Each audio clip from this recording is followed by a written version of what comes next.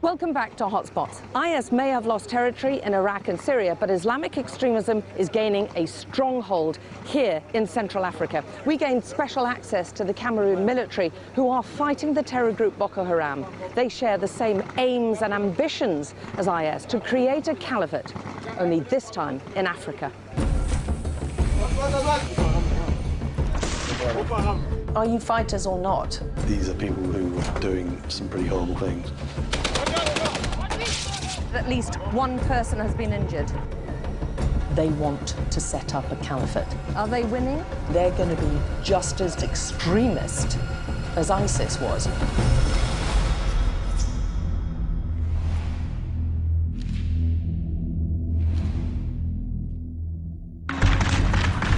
Allahu Akbar!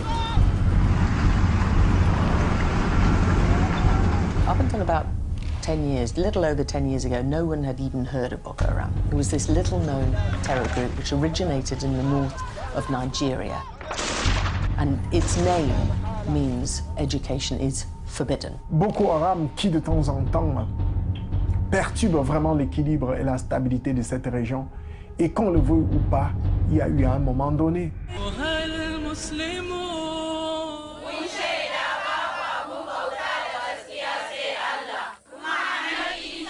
I remember the images of the schoolgirls who had been kidnapped, hundreds of them. Boko Haram armed men broke into their dormitories where they were waiting to take their exams and kidnapped the whole lot of them, forced them to convert to Islam, and many of them were taken away into the forest and still haven't been found.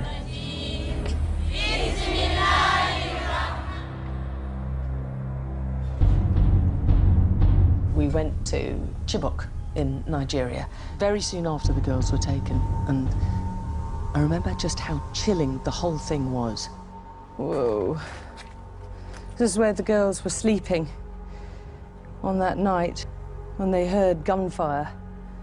And then the Boko Haram militants came in, got them to get up, move out of the beds, move out of the dormitories and go outside. They were loaded onto the back of pickup trucks and then told that they were being kidnapped. So Boko Haram instills a great deal of fear in that region.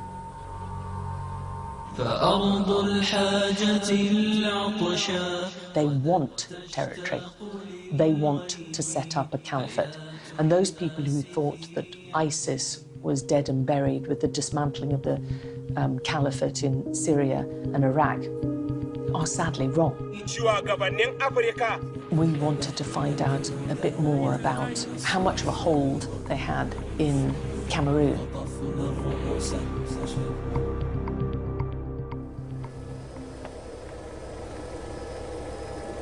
I know Alex had been trying for some time to get into the Boko areas. It's nice to have a nice military plane for us. It makes travel so much easier. Obviously, in the extreme north of Cameroon was one of the areas where Boko Haram are known to travel in. We had quite a journey to get to the areas where Boko Haram was operating.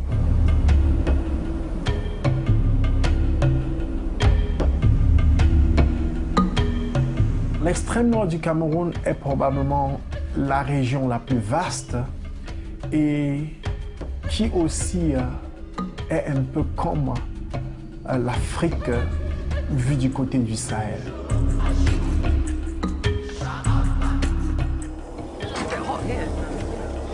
feel my head burning actually after a minute. Off we go. The army are quite concerned for our safety and for theirs as well. The sort of people they're dealing with don't fight like a traditional enemy. Put your jacket on. Oh, yeah. Oh. Perfect, perfect. Ooh, the journey went on and on and on and on. We were travelling in a 5-seater car. There were 6 of us with body armour, lots of luggage, crammed into this car along very, very bumpy roads. With all these long journeys, somewhere along the way, we had to eat. They call it soya here. Soya, this is soya, green meat. Does it have spice on it? Yeah. And small pepper. And some of the stuff on the market menus was a little bit different. What is it? Chicken?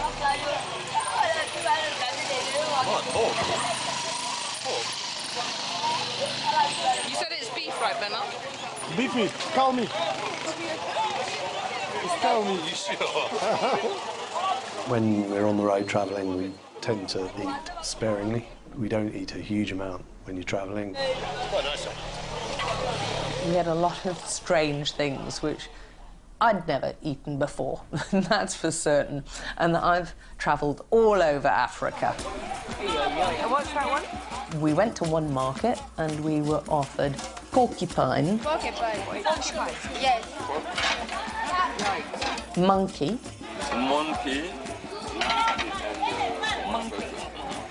rat, and then much lower down and less interesting was chicken and fish. I actually asked, is there any chicken? And they told me, don't eat chicken. It's really not good. You're much better with the rat. But I'd also covered Ebola, and I thought, there's no way I'm going to be eating bush rat. And we saw the rats before they got into the rat stew. And there were at least 6. There was all sorts to eat. In some of these places, you stop at the side of the road and there's some sort of red meat being grilled. You're never quite sure how you're going to react to some of the local foods. Fancy a bit of rat? Part of our journey, we jumped onto the back of an army truck. We're going to jump in with this lot, hopefully.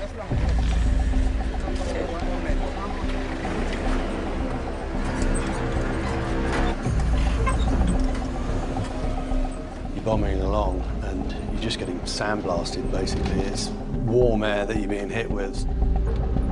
At one point, I thought it was raining, but I realised it was just the sweat coming off my body armour and all the helmet. It was dripping and splashing everywhere. It's pretty disgusting, but it was so hot. So, so hot.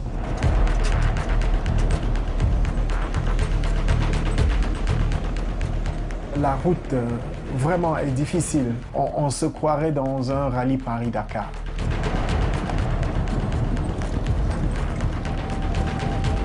We were a small team, but together with our army escort, we were pretty big. You know, we were in a very, very dangerous place with lots of troops in a convoy.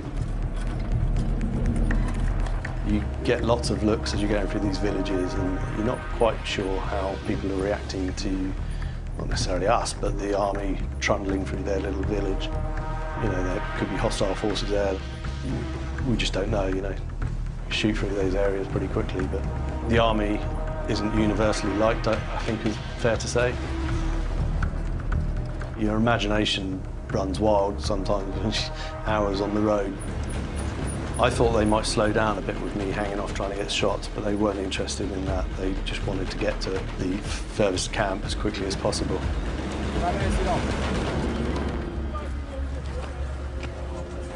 Geez, I've got a bit of a sore bum. How's yours? How's your bum? That's the back, killing me. So we turn up to this fairly remote outpost. It was really sparse, so there was not much there at all. Bonjour. They'd built a huge big moat round the outside and sandbanks on lookout posts, which is always a little bit of an indication that they feel they have to be ready in case they come under attack. They said, do you want to come out with us and see how we get on patrol? So, of course, we said yes. We were immediately thrown into the fact that we just had to go and film them on manoeuvres, if you like.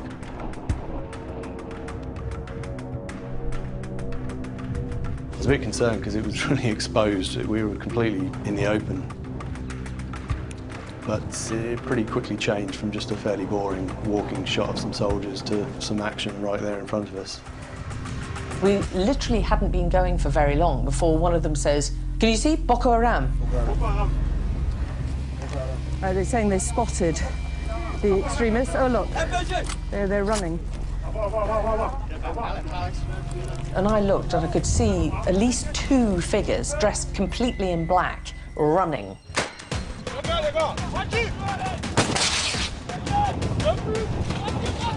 They said we were very close to the Nigerian border. This is the area where Boko Haram mount a lot of their attacks, and this is what they're up against.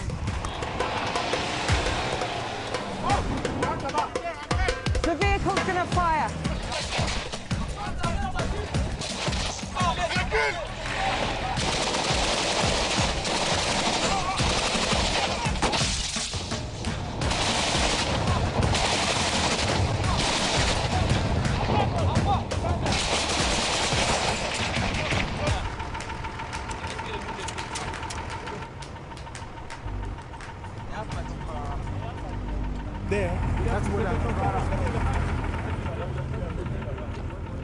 We're being told that the Boko Haram militants fired on some civilians over there. They think that at least 1 person has been injured.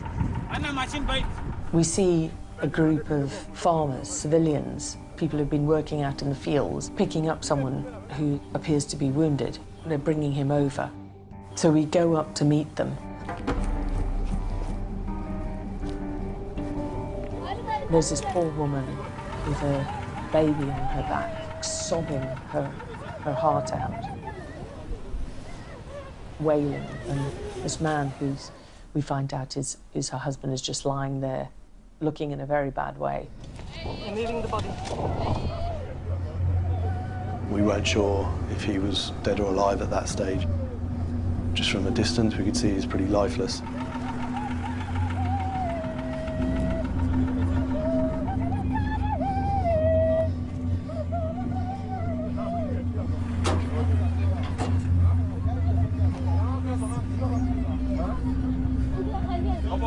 Oh, he's alive.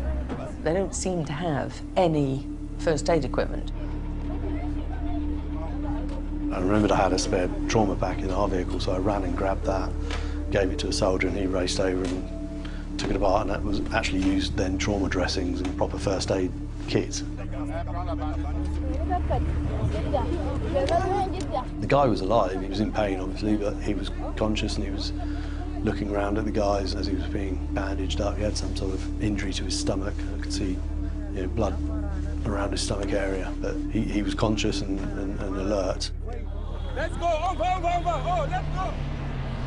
The soldiers zip him off to get medical attention at the nearest field hospital. I thought that guy had had it, actually. Yeah, well, that's it. He didn't look good, but he was breathing, and yeah, he was conscious, so. Yeah.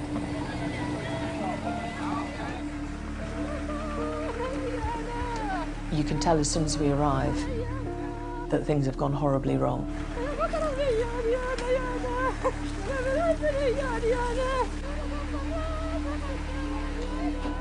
You can just see the man lying on the floor, and that no one's been tending to him because he's obviously gone by this time.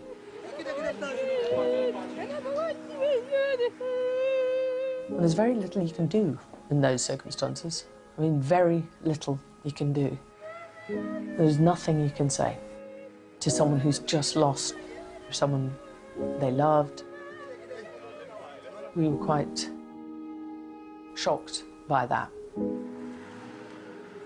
It seemed to be another terrible civilian tragedy in the fight against Boko Haram.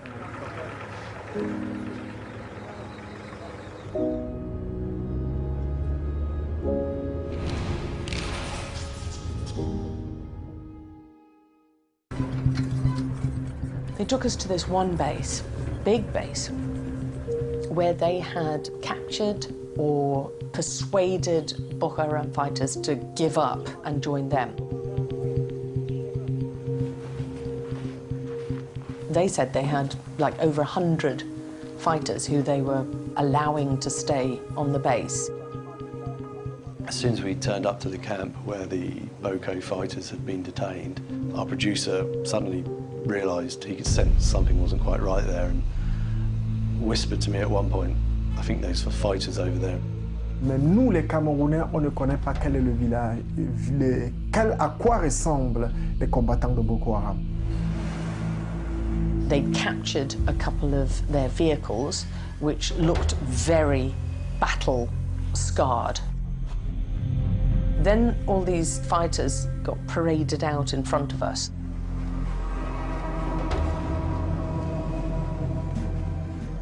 And they're all looking a little bit sheepish, actually.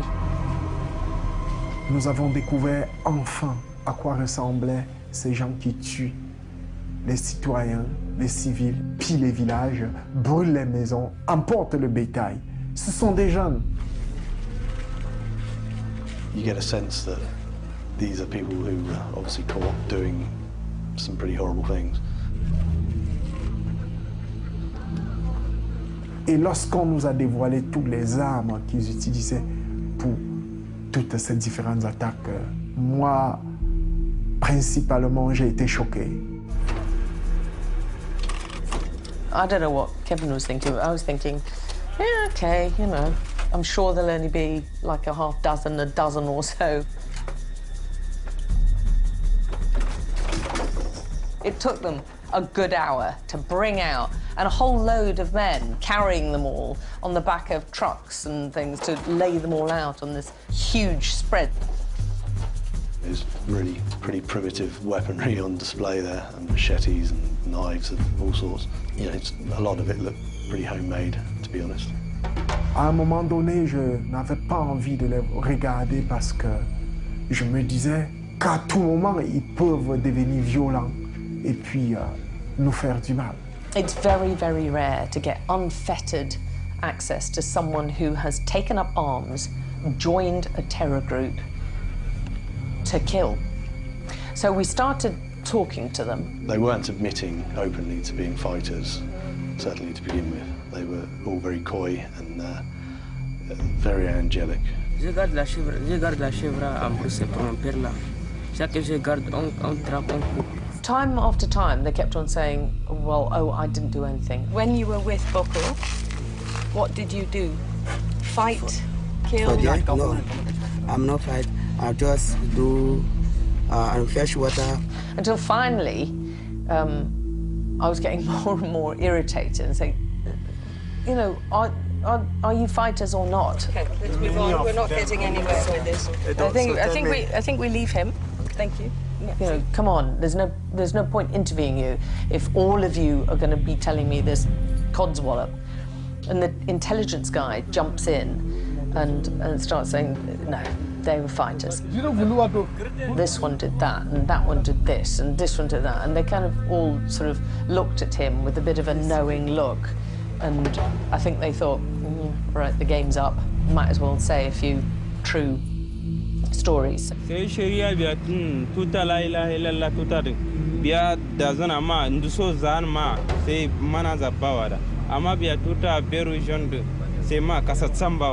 all want one flag and one caliphate, you know, one area, territory that we can call our own, the African Caliphate. And it's going to be just as dangerous, just as devastating, and going to be just as extremist as ISIS was. Are they winning? No, they can't win. They can't win. You're not going to let them win? No. The thing is, I've never been with any military which ever says, you know what, it's not going so well. They just don't say that. It's against every fibre in their body to admit that things aren't going according to plan. And Boko Haram is still getting stronger and still terrorising people, and now wants to be the new ISIS. They're moving around between borders freely. You know, it's hard to see how they're going to be fought and completely eradicated because they're just everywhere. On a le sentiment aujourd'hui que si les moyens ne sont pas doublés, ils peuvent descendre tout doucement et venir renforcer les rangs de Boko Haram. Et à ce moment, je pense qu'on va vivre quelque chose de pire.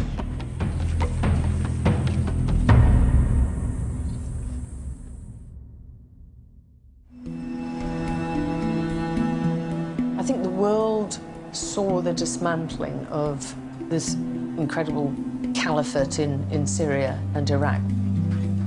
And they thought that was all over. And if the world doesn't wake up, there's going to be another caliphate. Only this time, it's going to be in Africa. Looking to the future, I think that they're going to struggle fighting Boko Haram in those areas for some time to come.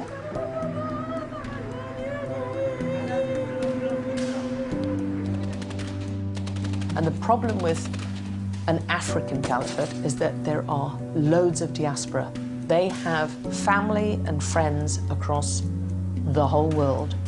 And tomorrow you're going to wake up and it's going to be on Europe's doorstep. It's going to be on the West's doorstep. And it's going to end up causing a huge, big problem for the whole world if something isn't done about it soon.